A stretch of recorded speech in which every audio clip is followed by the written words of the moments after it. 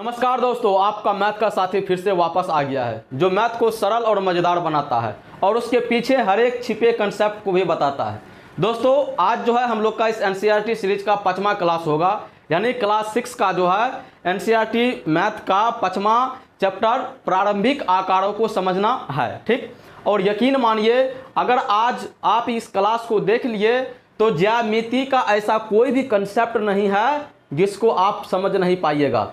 ज्यामिति को समझने के लिए उसका जो बेसिक फंडा होता है उस सारी चीज़ों के बारे में जो है आप इस क्लास में पढ़ने वाले हो। और इस क्लास को सिर्फ 6वीं क्लास के स्टूडेंट ही नहीं देख सकते हैं, बल्कि वो स्टूडेंट भी देख सकते हैं जिसको मैथ का जो है आधार को मजबूत करना है और आगे किसी भी प्रतियोगी परीक्षा के लिए तैयारी करना है। तो चलिए आज जो है हम लोग इस क्लास को शुरू करते हैं और आप जो है हमारे साथ बने रहे और देखें कि मैथ को कैसे सरल और मज़ेदार बनाया जाता है। तो उससे पहले जो आप लोग जो है अपना अटेंडेंस पूरा कर लीजिए। अब अटेंडेंस कैसे पूरा किया जाता है, लाइक का बटन होगा उसको आप दबा दीजिए। उसके बाद आप जो है अपना नाम कमेंट बॉक्स में नीचे टाइप कर दीजिए। उसके बाद आप अपने शहर का नाम भी कमेंट बॉक्स में टाइप कर दीजिए। बेसिकली जो है आप अपने स्टेट का नाम यानी अपने राज्य का नाम जो है टाइप कर सकते हो, ताकि मैं आपके बोर्ड एग्जाम का भी तैयारी अच्छी प्रकार से करवा पाऊँ और आप जो है अपने बोर्ड एग्जाम में बहुत अच्छे नंबर ला सके। ठीक, चलिए अब जो है हम लोग क्लास को शुरू करते हैं।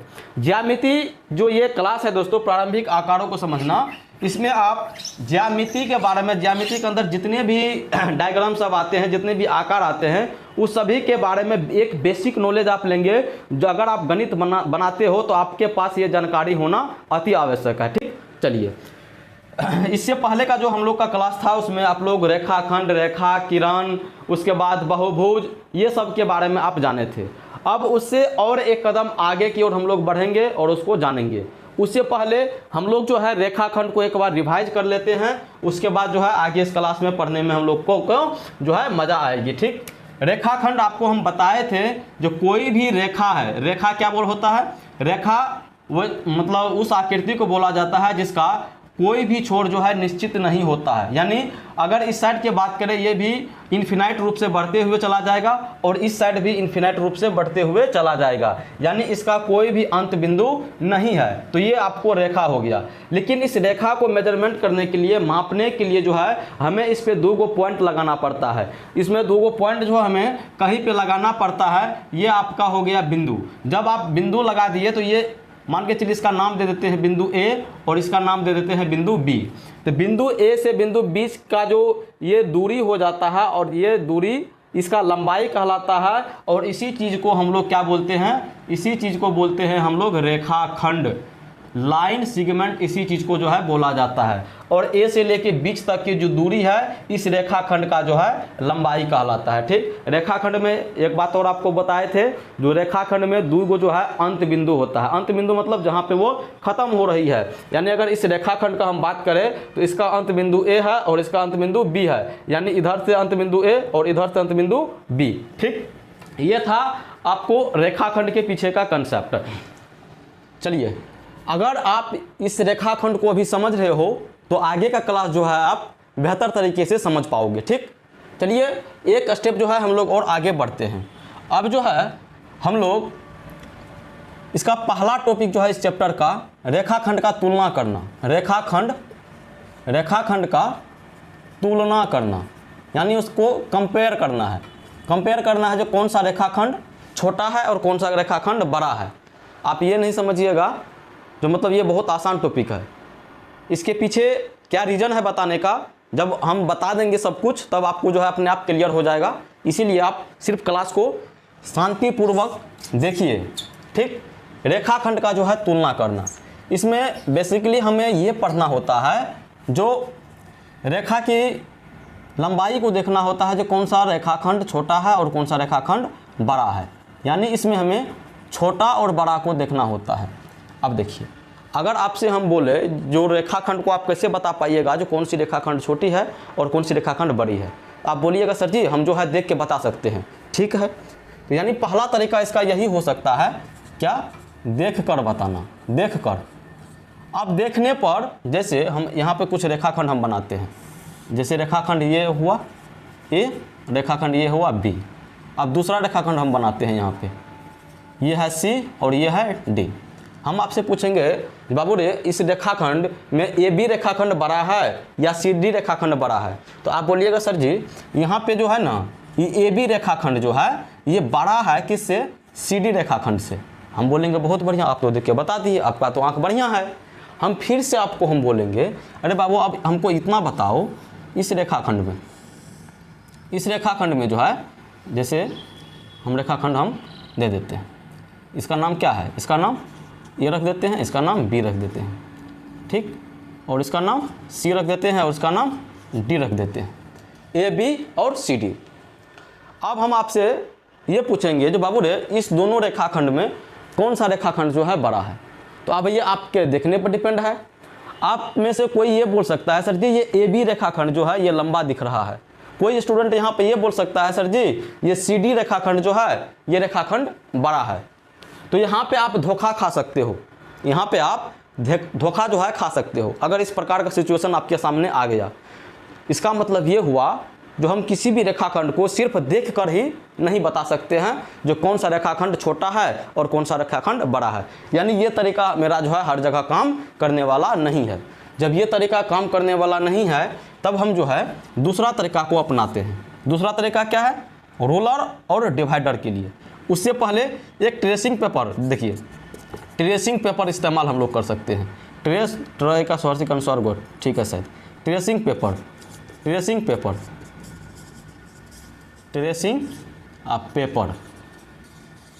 इसी को बोलते हैं अक्ष कागज। क्या बोलते हैं, अक्ष कागज। अब जो है हम लोग इसका इस्तेमाल करके किसी भी रेखाखंड का तुलना हम कर सकते हैं। अब कैसे करेंगे, मान के चलिए यहाँ पे हमको दो गो रेखाखंड है, ये रेखाखंड ए है ए बी, और एगो रेखाखंड और खींचते हैं कोनो, ये है सी और ये है डी। अब यहाँ पर दो गो रेखाखंड आपको नज़र आ रहा होगा, एगो रेखाखंड ए बी और एगो रेखाखंड सी डी। अब ये अक्ष पेपर ट्रेसिंग कागज़ जो है इसके द्वारा हम कैसे तुलना करेंगे जो कौन सा रेखाखंड छोटा है और कौन सा रेखाखंड बड़ा है। तो ये अक्ष पेपर आपको अगर समझ में नहीं आ रही है तो आप अपने समझने के लिए कोई भी एक पुट को जो है आप इमेजिन कर सकते हो। पुट वाला कोई भी ले लीजिए, जैसे पुट होता है ना, पुट का कोई भी। अब क्या कीजिए, आप उस पुट को लाइए। अब पुट को इसमें से किसी एक रेखा को जो है वो पुट के द्वारा, मान के चलिए पुट का पहला सिरा यहाँ पे, दूसरा सिरा यहाँ, मतलब पुट तो बड़ा भी हो सकता है छोटा भी हो सकता है। तो पुट को जो है एक शुरू वाला पॉइंट यहाँ पर रख के अब बाद बाकी मान के चलिए ये पुट का है तो यहाँ पे पॉइंट जो है हम लगा देंगे और यहाँ से हम इस रेखाखंड को जो है ड्रॉ कर लेंगे। अब ड्रॉ करने का मतलब इस रेखाखंड के बराबर की लंबाई को जो है हम यहाँ पे खींच लेंगे। अब इसी ट्रेसिंग पेपर को उठा के हम इस रेखाखंड पे रखेंगे। अब जब यहाँ पर हम ये चीज़ देखेंगे जो इस ट्रेसिंग पेपर पर जो हम इस रेखाखंड को खींचे हैं, अब इसके तुलना करने पर अगर ये छोटा निकल गया तो मतलब ये रेखाखंड जो है इससे छोटा है, लेकिन अगर ये रेखाखंड इससे बड़ा निकल गया तो इसका मतलब ये हुआ जो ये रेखाखंड जो है इससे बड़ा है। तो यहाँ पे हम क्या देखें, यहाँ पे ट्रेसिंग पेपर का इस्तेमाल करके हम किसी भी रेखाखंड को ज्ञात कर सकते हैं। लेकिन इसमें एक परेशानी है, क्या पता है, इसमें आपको एक परेशानी का सामना करना पड़ जाएगा। मान के चलिए यहाँ पे कोई तीसरा रेखाखंड आपको अगर उसका तुलना करना हो तो ये तीसरा रेखाखंड का भी जो है आपको ट्रेसिंग पेपर पे खींचना पड़ेगा। अब मान के चलिए आपको बहुत सारा ऐसा रेखाखंड है जिसको तुलना करना है, तो कितना आप ट्रेसिंग पेपर पर खींचते जाइएगा, तो ये भी तो एक जटिल प्रक्रिया है ना। इसे भी आपका सॉल्यूशन मिलने वाला, इसे भी आपको जो है इस समस्या से निजात मिलने वाला नहीं है। ठीक, बस तब जो है हमारा तीसरा तरीका आता है। क्या, तीसरा तरीका। अब तीसरा तरीका ये दोनों तरीका से थोड़ा सटीक है। क्या चीज़ का प्रयोग करते हैं हम लोग, रूलर का, रूलर, इसको क्या बोलते हैं, रूलर, और डिवाइडर का प्रयोग करते हैं, डिवाइडर। अब ये डिवाइडर क्या होता है, रूलर क्या होता है, इसको जो है हम लोग अभी समझेंगे। इस रूलर का नाम स्केल होता है। इस रूलर का नाम क्या है, स्केल। स्केल वही जिससे हम लोग जो है नापने के लिए प्रयोग करते हैं, वही स्केल है। अब देखिए स्केल को जो है आप लोग देखे होंगे। अब स्केल को सिर्फ देखने से नहीं होता है, उसको समझना पड़ेगा आखिर ये स्केल जो है इसमें ऐसा क्या चीज़ है जो हमें जानना है। तो चलिए ध्यान से जो है आप लोग यहाँ पे देखिएगा, ठीक।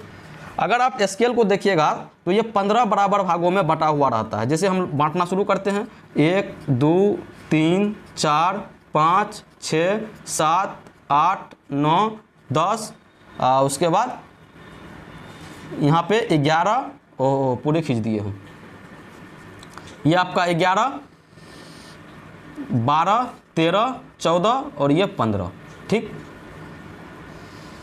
लाइन टेढ़ा हो जाता है, इस पे आप जो है मैनेज कर लीजिएगा, ठीक है ना। ये 15।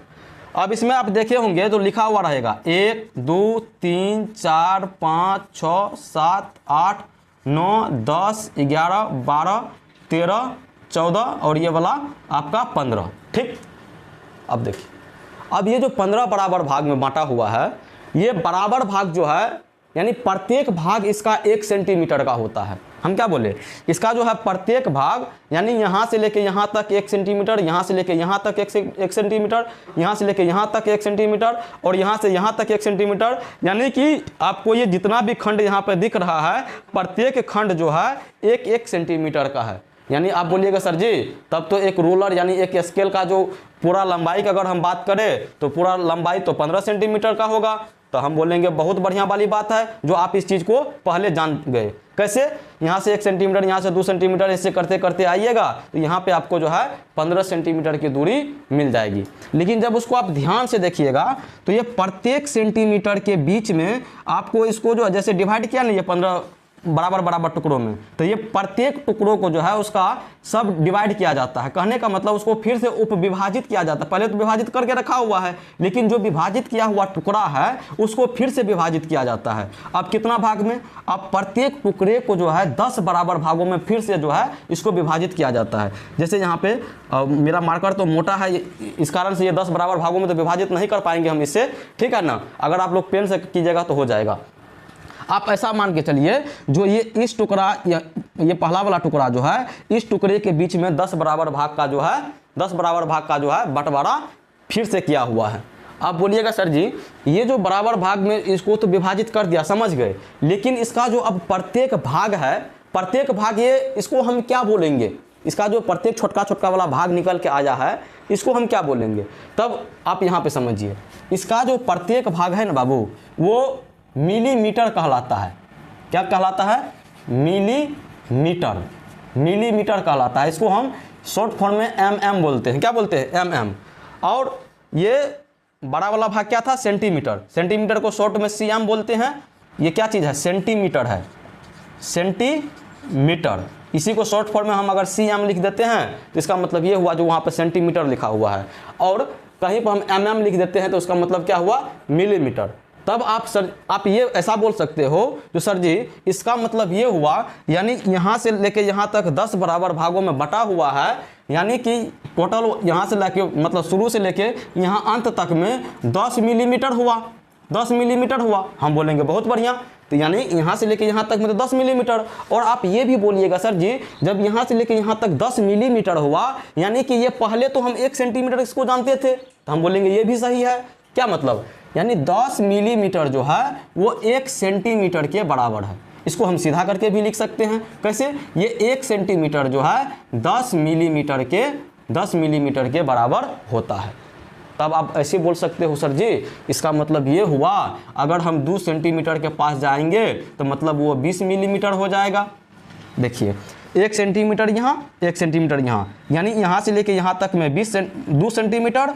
अब मिलीमीटर में अगर बात करेंगे तो 10 मिलीमीटर यहाँ पे और 10 मिलीमीटर यहाँ पे, यानी 10 10 20 मिलीमीटर ना हो गया। वही चीज़ तो हम लिखे हैं, 1 सेंटीमीटर अगर करेंगे तो वो 10 मिलीमीटर के बराबर होगा, 2 सेंटीमीटर करेंगे तो वो 20 मिलीमीटर के बराबर होगा। अगर हम 3 सेंटीमीटर का बात करेंगे तो वो 30 मिलीमीटर का बराबर होगा। यहीं पर अगर हम 5 सेंटीमीटर का बात करेंगे तो वो 50 मिलीमीटर के बराबर हो जाएगा। यहाँ तक आप समझ गए। एक बार जो है इसको आप देखिए, फिर जो है हम आगे आपको बताते हैं। चलिए अब जो है आप इसको समझ गए होंगे।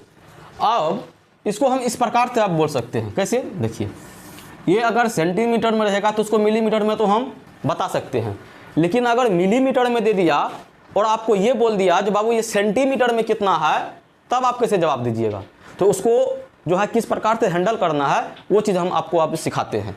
देखिए यहाँ पे जैसे एक बात देखिए, ये 10 मिलीमीटर बराबर कितना है 1 सेंटीमीटर। इस बात को आप समझ रहे हो? आप बोलिएगा सर जी इसको तो हम समझ रहे हैं। क्या बाबू हम इसको 10 गुना 1 मिलीमीटर हम नहीं लिख सकते हैं? क्या दिक्कत है इसमें? आप बोलिएगा सर जी आराम से आप लिख लीजिए, 10 को 1 से गुना करेंगे तो 10 फिर हो जाएगा, और मिलीमीटर है बे किया, यानी ये चीज़ और ये चीज़ तो समान है।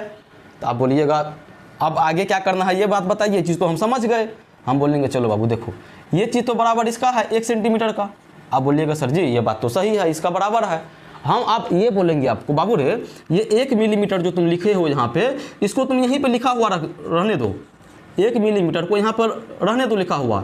अब ये 10 को क्या करो तुम बराबर के उस साइड को भेज दो, बराबर के उस साइड। आप बोलिएगा सर जी बराबर के उस साइड कैसे? इसमें तो पहिया थोड़ी लगा हुआ जो घड़का देंगे, तो कुछ ना कुछ तो तरीका होगा। तो तरीका है, क्या है तरीका? देखिए अगर बराबर के इस साइड और बराबर के उस साइड में अगर इस साइड का माल को उस साइड भेजना है या उस साइड के माल को इस साइड भेजना है, तो उसके लिए कुछ नियम काम करता है। क्या नियम काम करता है इसको ध्यान में आप रख लीजिएगा। हम यहाँ पे छोटा सा बॉक्स बना के हम आपको बता देते हैं।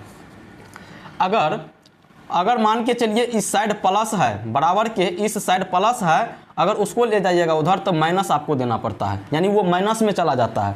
कहने का मतलब अगर बराबर के साइड अगर जोड़ रहता तो अगर उसी चीज़ को उधर लेके चले जाते तो वो जोड़ न होके वो घटा होने लगता। ठीक, अगर यहाँ पे घटा है तो उस साइड जाके जो है जोड़ बन जाएगा। इतना बात को आप समझ रहे हो?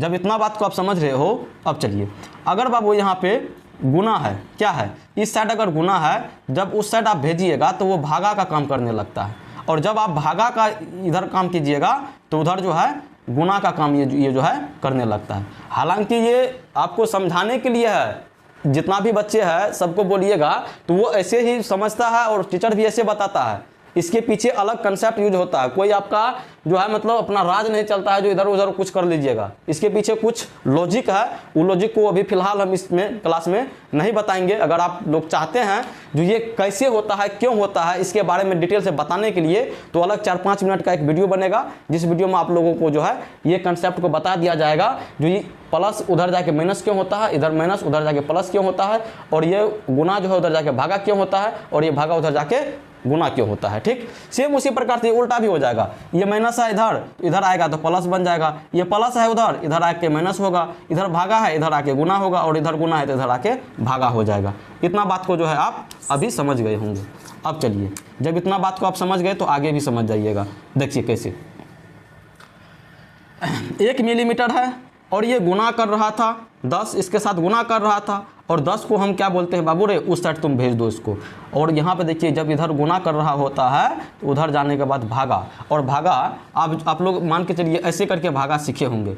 ये भी भागा सही है, लेकिन इसको बट्टे के रूप में भी हम लोग लिखते हैं। जैसे 2/5 को हम इस प्रकार से लिख सकते हैं 5/2। ये चीज़ और ये चीज़ दोनों चीज़ जो है बराबर चीज़ लिखा हुआ है। ठीक, चलिए अब ये 1 सेंटीमीटर पहले से है, अब यहाँ पे 10 आया, 10 का गुना कर रहा था, इधर आके भागा करेगा, और भागा का मतलब आपको बताए हैं जो वो बट्टे में चला जाता है, यानी ये 10।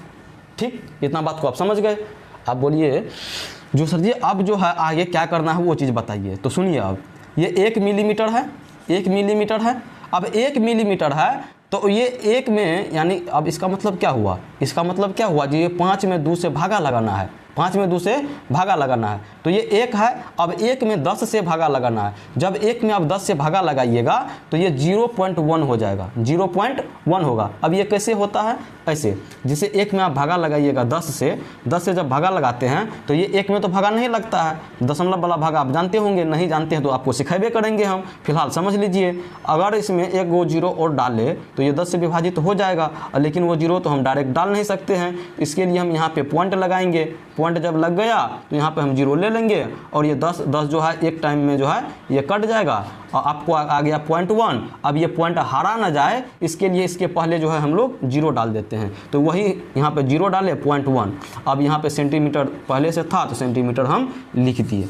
अब थोड़ा सा इसको देखिए तो क्या है ये, यानी 1 मिलीमीटर ये बराबर होता है 0.1 सेंटीमीटर के। अगर पॉइंट के बाद लिखा हुआ है उधर तो वो क्या कहते हैं, ये मिलीमीटर को दर्शाएगा। पॉइंट के इधर का वाला इधर वाला भाग मिलीमीटर को दर्शाता है और पॉइंट के इधर वाला भाग जो है वो सेंटीमीटर को दर्शाता है। इसका मतलब यहाँ पर समझिए क्या हुआ, इसका मतलब ये हुआ जो ये 0 सेंटीमीटर और 1 मिलीमीटर है। इसका मतलब क्या हुआ, 0 सेंटीमीटर और 1 मिलीमीटर है, इसको हम ऐसे पढ़ेंगे 0.1 सेंटीमीटर पढ़ेंगे। अब मान के चलिए यहाँ पे 2 मिलीमीटर हो गया तब, तो 2 मिलीमीटर को हम 0.2 सेंटीमीटर लिख देंगे। अगर 5 मिलीमीटर हो गया तब तो 0.5 सेंटीमीटर हम लिख देंगे। ठीक है ना, इस बात को आप समझ गए। अब मान के चलिए आपको कहीं पर जो है कहीं पे जैसे 5.3 सेंटीमीटर लिखा हुआ है, तो इसका मतलब क्या हुआ, इसका मतलब यही हुआ, देखिए इसको 5.3 को हम ऐसे भी लिख सकते हैं, 5 जोड़ 0.3 ऐसे करके हम जो है लिख सकते हैं। इसका मतलब क्या हुआ, इसका मतलब बाबू ये हुआ जो ये 5 सेंटीमीटर, ये 5 सेंटीमीटर और ये भी आपका जो है सेंटीमीटर, काहे कि दोनों सेंटीमीटर में था। और आप जाने अभी ये 0.3 सेंटीमीटर और यहाँ पे 0.2 सेंटीमीटर, ये सेंटीमीटर जो है मान के चलिए यहाँ पे 3 और यहाँ पे 2 लेके हम दिखा रहे हैं आपको, ऐसा मानिए आप। चलिए यहाँ पर हम 2 ले लेते हैं, आपको ज़्यादा समझ में आएगा। चलिए हम यहाँ पर 2 हम बदल दिए। अब देखिए ये 0.2 सेंटीमीटर जो है ये किसके बराबर है बाबू, ये 2 मिलीमीटर के बराबर है कि नहीं है। तो हम तो इसको अब ऐसे ना बोल सकते हैं, कैसे बोल सकते हैं इसको हम ऐसे बोल सकते हैं, ये जो है 5 सेंटीमीटर है और 2 मिलीमीटर है, 2 मिलीमीटर है। बात को समझ में आया, जो इसको कैसे पढ़ते हैं। इसी प्रकार से अगर दूसरा कोई आपको बताए जैसे 7.4 है, ये कितना मतलब 4.7 सेंटीमीटर लिखा हुआ है, इसका मतलब कितना हुआ, इसका मतलब यही हुआ जो ये 7 सेंटीमीटर है और 4 मिलीमीटर है। ठीक है, चलिए ये इसके पीछे का छोटा सा कंसेप्ट था, इसको जो है आप लोग अभी समझ गए। अब जो है हम लोग आगे देखेंगे जो आगे आपका जो है कंसेप्ट क्या कहता है। अब चलिए हम लोग जो है मापना शुरू करते हैं, जो एक रूलर के मदद से हम किस प्रकार से किसी भी चीज़ को मतलब किसी भी रेखाखंड को हम माप सकते हैं। अब देखिए मान के चलिए आपके पास एक रेखाखंड है, रेखाखंड ए है और रेखाखंड बी है। अब कोई रूलर है, क्या चीज़ है बाबू, कोई रूलर है। अब क्या कीजिए, रूलर मतलब स्केल, उस स्केल को क्या कीजिए इस रेखाखंड पे लाइए। अब कैसे लाइएगा रेखाखंड पे, तो वो चीज़ हम आपको बताते हैं। जैसे ये आपका स्केल है, यहाँ पर टेढ़ा हो जाता है, कोई दिक्कत नहीं है, सिर्फ समझना है आपको।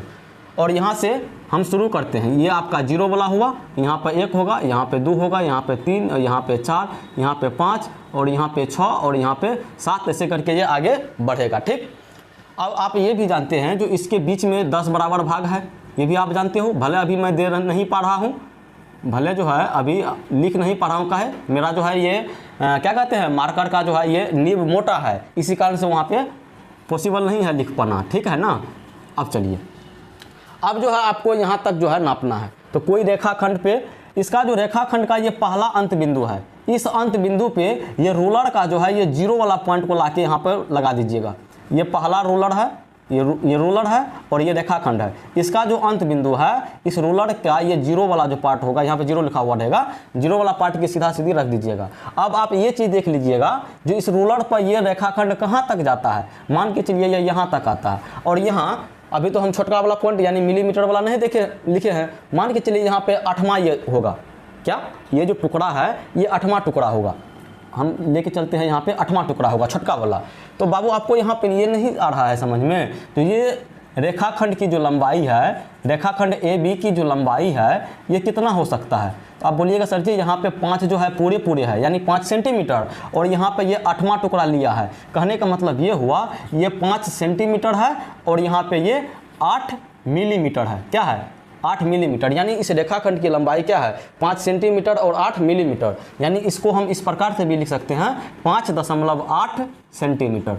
यहाँ पर भी आपको कैसे लिखे है वो चीज़ आपको यहाँ पे हम समझा दिए हैं। ठीक है ना। चलिए, लेकिन जब आप रोलर से किसी भी चीज़ को नापिएगा ना, ये भी त्रुटि का कारण बन जाता है। त्रुटि मतलब गलती का कारण बन जाता है। क्यों, सबसे पहला इसका कारण यही है जो ये मोटा होता है, और मोटा रोलर का मोटाई के कारण जो है वो देखने में जो है आपको इसको रीड करने में परेशानी होती है, जिस कारण से इसका जो डाटा है आप गलत एंट्री कर सकते हो, यानी जो उसका परिणाम होना चाहिए वो चीज़ आप नहीं देख के आप जो है दूसरे किसी चीज़ को देख लेते हो और उस रेखाखंड का जो आप सही माप नहीं कर सकते हो। और एक तो इसका मोटाई का कारण था, दूसरा क्या है इसको देखने पर भी डिपेंड करता है। अब बोलिएगा सर जी ये देखने पर कैसे डिपेंड करेगा, तो जैसे आपको हम समझाते हैं जो देखने पर कैसे डिपेंड कर सकता है। जैसे हम यहाँ पर एगो रूलर बनाते हैं, चलिए ये रूलर बना दिए। अब यहाँ पे एगो हम वस्तु को बनाते हैं जिसको हमको जो है मापना है, क्या मापना है।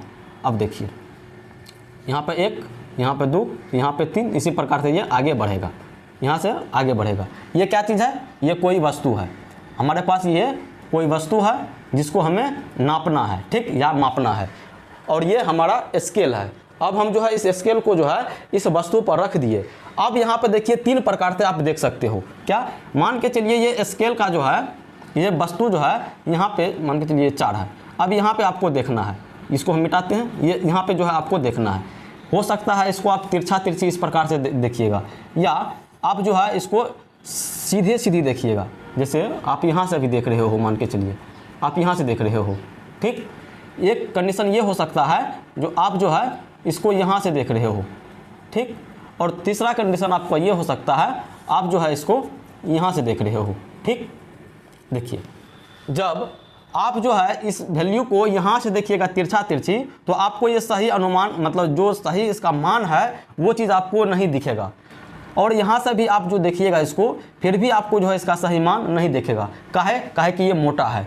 लेकिन जब आप इसका सीधी सीधी देखिएगा ना, सीधा सीधी, तब जो है आपको इसका सही वैल्यू का पता लगेगा। और उस सही वैल्यू में भी कुछ त्रुटि हो सकता है, क्यों, इसके मोटे होने का कारण त्रुटि हो सकता है। इसीलिए जो है ये रूलर भी हमारे उतना काम के लिए नहीं है। यानी अगर परफेक्ट आपको किसी रेखाखंड की लंबाई चाहिए तो आप इसको जो है नहीं माप सकते हो। अब इसको जो है और आसान बनाने के लिए हम डिवाइडर का प्रयोग करते हैं। क्या चीज़ का प्रयोग करते हैं, डिवाइडर का प्रयोग करते हैं। अब समझिए ये डिवाइडर क्या होता है। ये डिवाइडर भी आपका जो है प्रकार बॉक्स में आता है। अब कैसे आता है उस चीज़ को समझिए। जैसे मान के चलिए किसी रेखाखंड को आपको जो है मापना है, रेखाखंड को आपको जो है मापना है। अब इस रेखाखंड को मापने के लिए थोड़ा छोटा बना लेते हैं। इस रेखाखंड को आपको जो है मापने के लिए क्या करना होगा, तो डिवाइडर होता है किस प्रकार से, देखिए आपको बताते हैं। ये जो है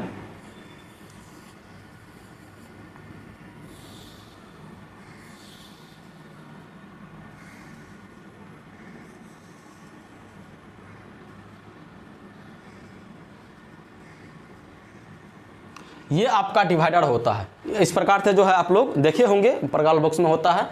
अब ये क्या कीजिए, मान के चलिए इस रेखाखंड को हमको मापना है, तो इस रेखाखंड को मापने के लिए डिवाइडर को खोलिए और उस रेखाखंड का जो एगो अंत बिंदु होता है, तो ये डिवाइडर का जो पहला सिरा है उसको इस अंत बिंदु पर रखेंगे और इसका दूसरा सिरा जो है दूसरा अंत बिंदु पर रखेंगे। अब इसका लंबाई में बिना परिवर्तन किए जैसे जैसे इसको फैला दिए और जितना आ गया तो उसके लंबाई में फिर आगे पीछे नहीं करने लगेंगे, उसको वैसे ही छोड़ देंगे। अब जब ऐसे छोड़ दिए तो फिर आगे क्या करना है, आगे जो है हमको फिर वही रूलर का इस्तेमाल करना है। क्या चीज़ का, रूलर का। ये आपका रूलर है, ये आपका क्या है, रूलर है। और रूलर पर फिर से वही चीज़ लिखा हुआ रहेगा, वही चीज़ जो है आपका लिखा हुआ रहेगा। 1 2 3 4 5 6 इसी प्रकार से 15 को रहता है।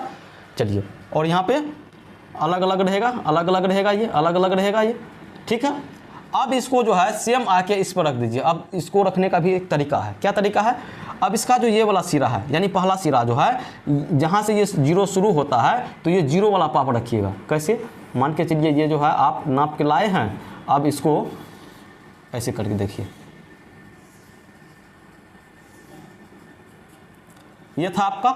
तो ये इसका जो पहला सिरा है ये आपको इसका 0 पर रखना है और दूसरा सिरा को देखना है जो ये कहाँ पे जाता है। दूसरा सिरा को क्या देखना है, ये कहाँ पे जाता है। मान के चलिए ये यहाँ पे पहुँच गया, आपको नहीं लगता है ये लास्ट वाला इसका खंड है और ये एक खंड बच गया। यानी आप जानते हैं 3 और 4 के बीच में जो है 10 गो बराबर बराबर खंड है और 10 गो बराबर बराबर में ये यहाँ तक भर गया और 1 गो खंड बचा हुआ, यानी कि ये 9 गो जो है ले लिया है। 9 गो ले लिया मतलब आपको हम बताए हैं ना जी, ये क्या हुआ, ये 3 सेंटीमीटर और यहाँ पे 9 मिलीमीटर, यानी इसको हम इस प्रकार से भी बोल सकते हैं 3.9 सेंटीमीटर। तो इस प्रकार से जो है हम लोग रूलर और डिवाइडर का प्रयोग करके किसी भी रेखाखंड को बड़े आसानी से माप सकते हैं और इसमें त्रुटि होने का जो है बहुत ही कम चांस है। अभी तक में हम लोग क्या चीज़ देखे हैं, अभी तक में हम लोग यही देखे हैं जो रेखाखंड का जो है तुलना कैसे किया जाता है। जैसे मतलब कौन सा रेखाखंड छोटा है, कौन सा रेखाखंड बड़ा है। सबसे पहले तो हम ये चीज़ देखें जो उसको हम देख के जो है अनुमान लगा, मतलब देख के बता सकते हैं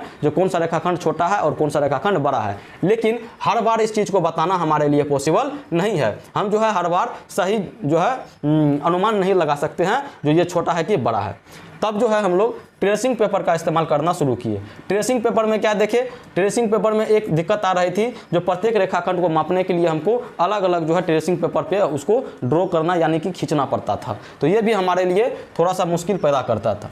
अब रूलर में क्या देखे, रूलर तो सही बताता था, लेकिन रूलर में देखने का जो है देखने पर त्रुटि हो जाती थी। कैसे, उसके मोटाई के कारण, उसके मोटाई कारण या उसको देखने का जो तरीका नज़रिया है उसके कारण। मान के चलिए यहाँ पर रोलर है, आप अगर यहाँ से देखते हो तो आप गलत बता सकते हो, यहाँ से देखते हो तो गलत बता सकते हो, और यहाँ से देखते हो तो आप जो है उसको जो है सही बता सकते हो। आप जो है इसको प्रैक्टिकल करके देख लीजिएगा। आपके पास स्केल है ना, स्केल से किसी चीज़ को नाप के देखिए ना, आपको पता लग जाएगा जो हम जो अभी बता रहे हैं वो सही है या गलत बता रहे हैं। ठीक है, उसके बाद हम लोग जो है डिवाइडर का प्रयोग करना शुरू किए। किसका, डिवाइडर का। अब ये डिवाइडर में क्या हुआ, हमें एग्जैक्ट जो है एग्जैक्ट हमको पता लगने लगा जो इस रेखाखंड की लंबाई जो है कैसे है। आप अमीन सबको देखे होंगे, ज़मीन का जो मतलब क्या कहते हैं, ज़मीन को जो नापा करते हैं कड़ी सबसे, उसके पास डिवाइडर रहता है, बढ़िया क्वालिटी का डिवाइडर आता है। उसके बाद छोटका वाला उसको स्केल रहेगा। अगर आप लोग अभी नहीं देखे हो तो जहाँ पे ज़मीन का जो मतलब नपाई होगा वहाँ पे जाके जो अमीन होता है उसको देखिएगा। पहले कुर्सी पर बैठ के वो नक्शा में जो बनाओ, जैसे मान के चलिए कोई नक्शा है, उसके पास नक्शा है। अब नक्शा में तो ज़मीन एक प्रकार से रहेगा नहीं। अब ज़मीन ऐसे ऐसे, किसी का ज़मीन ऐसे है, किसी का ज़मीन ऐसे है, ऐसे टूटा हुआ है ज़मीन, ऐसे टूटा हुआ है, ऐसे है। ये ज़मीन को जो नापने के लिए है वो डिवाइडर का यहाँ पर रखेगा, यहाँ पर रखेगा, इसकी दूरी नापेगा, और फिर इस डिवाइडर को स्केल पे जाके ये रूलर जो है इस पे जाके रखेगा, फिर जो है कैलकुलेशन करता है तो ये कितना दूरी है, क्या है, कैसे है। यानी परफेक्ट हमको जो है उसका दूरी पता करने के लिए रूलर और डिवाइडर का प्रयोग करना होता है। ऐसे करके जो हम किसी भी चीज़ को पता नहीं कर सकते हैं। जब आप इतना बात को समझ ही गए हो तो आप आगे का भी क्लास जो है आप बहुत अच्छी प्रकार से समझ पाइएगा। ठीक है ना।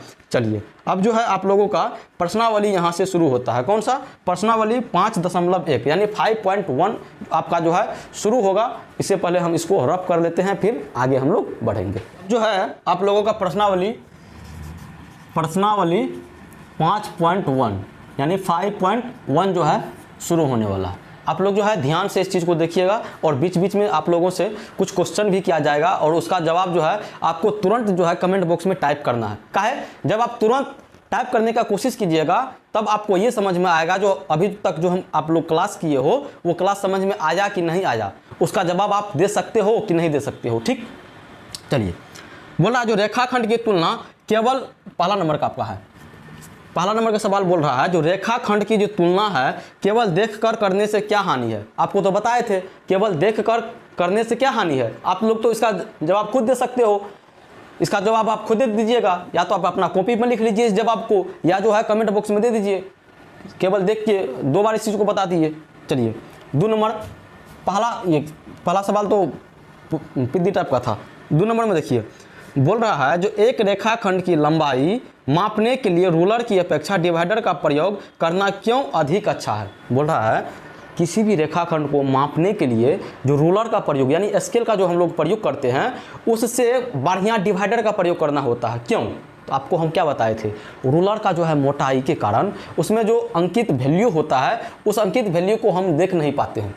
कैसे, जब आप रोलर को रखिएगा ना वहाँ पे तो नीचे में जो लाइन रहता है तो वो मोटाई के कारण छोटा बड़ा आपको नज़र आएगा। या रोलर को जो आप जो है 3 जो स्थिति आपको बताए थे, अगर तिरछा तिरछी उस चीज़ को देखते हो तो आप सही जो है वैल्यू नहीं बता सकते हो, उसका जो क्या कहते हैं रेखाखंड का जो है वास्तविक लंबाई क्या है इस चीज़ को आप नहीं बता सकते हो। तो 2 नंबर का जो है आपका 1 नंबर और 2 नंबर आपको इसी पर बेस था क्वेश्चन।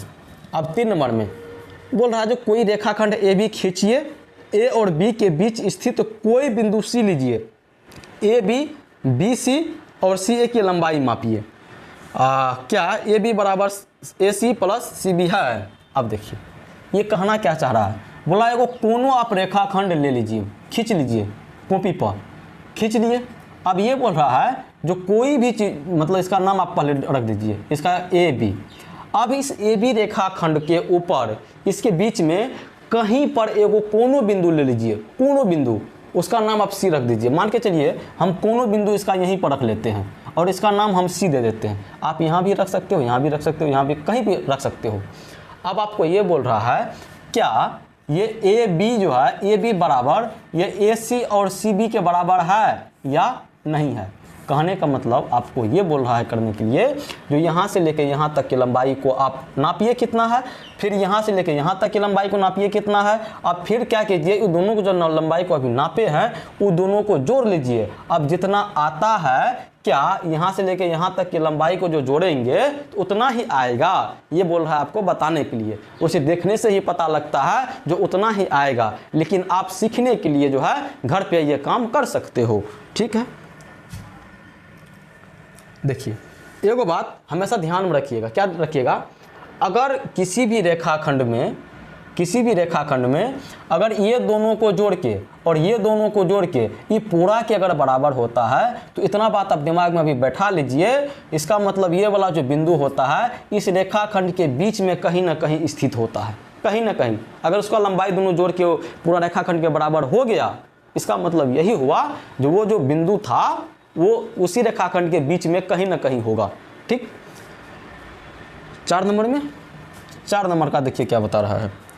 एक रेखा पर बिंदु ए बी और सी इस प्रकार स्थित है कि ए बी, देखिए एगो कोई रेखाखंड आपको बोल रहा है, इस रेखाखंड पे आपको ए बी और सी 3 गो बिंदु है और बोल रहा है इसमें इस प्रकार से है जो ए बी कितना है, ए बी आपको बोल रहा है जो ये 5 सेंटीमीटर है। ठीक, उसके बाद बी सी आपको 3 सेंटीमीटर है और ए सी आपको 8 सेंटीमीटर है। तो इसमें कौन सी बिंदु अन्य 2 बिंदुओं के बीच में स्थित है। अब बताइए आप ही बीच में कौन है इसका, समझिए एक बार।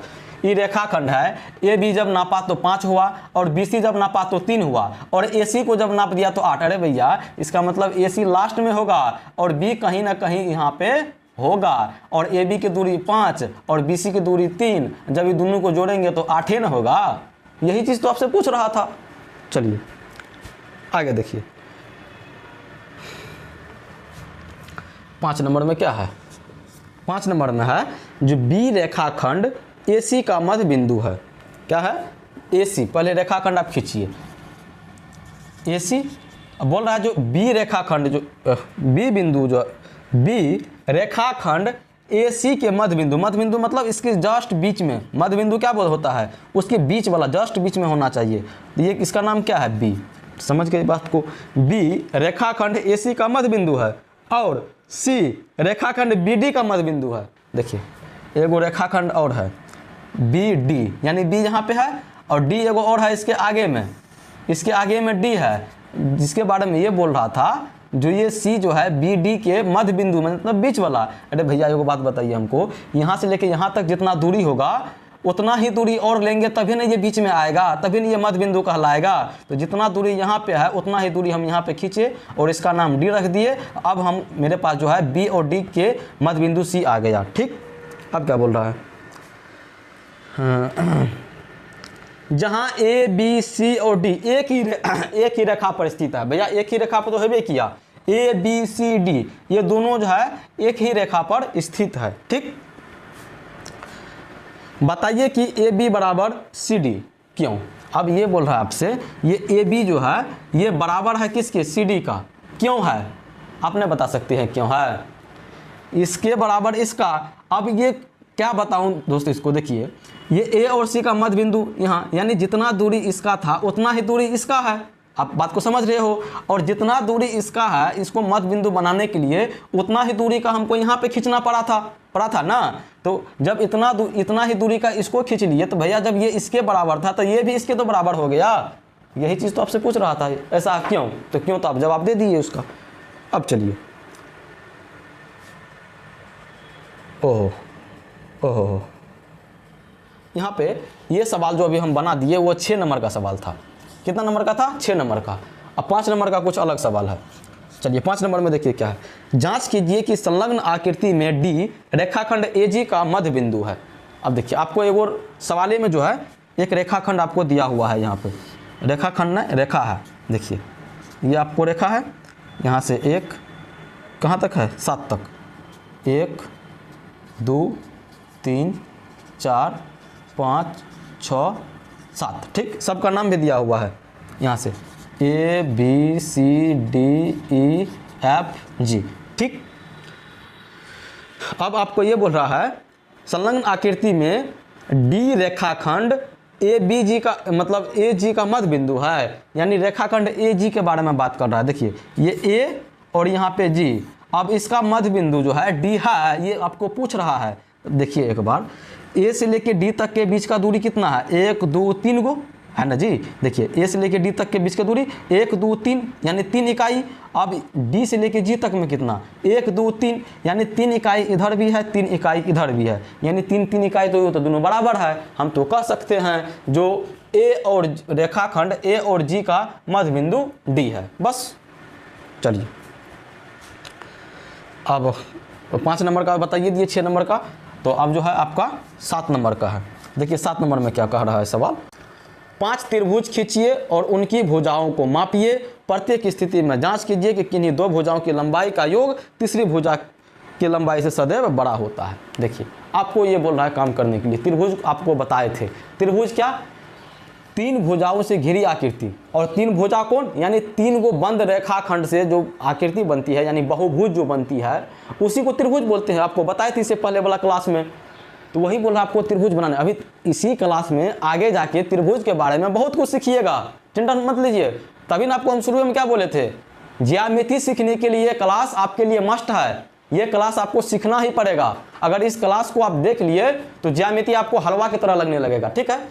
त्रिभुज के बारे में जानकारी है, उधर आगे बहुत सारा दिया हुआ है, लेकिन इससे पहले का जो क्लास था उसके आधार पर आपको बोल रहा है त्रिभुज को बना लीजिए और त्रिभुज का प्रत्येक जो है भुजा को नापिए और उसमें इस चीज़ को देखिए, जो उसका कोई भी 2 गो भुजा को आप जोड़िएगा तो वो तीसरा भुजा से हमेशा बड़ा होगा। और इस चीज़ को आप अभी याद कर लीजिए, जो त्रिभुज का कोई भी 2 भुजा का योग जो है, योग मतलब जोड़, वो तीसरा भुजा से हमेशा हमेशा बड़ा ही होता है, ठीक। 7 नंबर में वही क्वेश्चन है। आप जो है त्रिभुज खींचते रहिए, उसको करते रहिए, ठीक। त्रिभुज अगर नहीं जानते हो तो त्रिभुज यहाँ पे बता देते हैं, अगर पिछला क्लास आप नहीं किए हैं तो, लेकिन जाके आप कर लीजिएगा। ये त्रिभुज है, अलग अलग प्रकार का आप त्रिभुज बना लीजिएगा, अलग अलग कोई भी त्रिभुज बना सकते हो, लेकिन उसमें ये ध्यान रखिएगा 3 को भुजा होना चाहिए, ठीक। ऐसे करके आप कोई भी त्रिभुज जो है बना सकते हो। आपका जो है ये प्रश्नावली खत्म होती है। अब जो है हम लोग प्रश्नावली 5.2 की तरफ प्रस्थान करेंगे। उससे पहले जो है कुछ कंसेप्ट है, उस कंसेप्ट को पहले समझेंगे और फिर आगे प्रस्थान कर लेंगे।